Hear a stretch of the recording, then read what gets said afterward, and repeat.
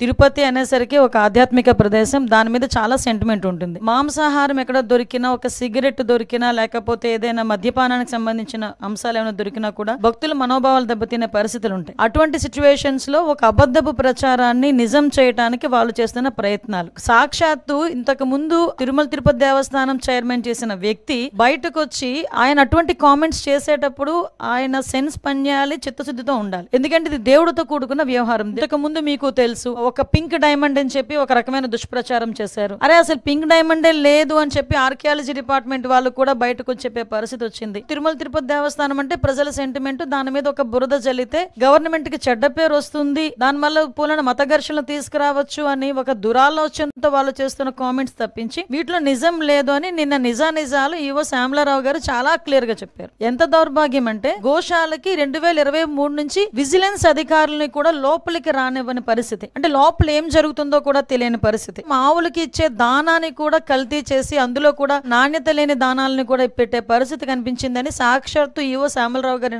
చెప్పడం జరిగింది. అసత్యపు ఆరోపణలు చేసిన ప్రతి ఒక్కరి మీద కంపల్సరీగా చర్యలు ఉంటాయి.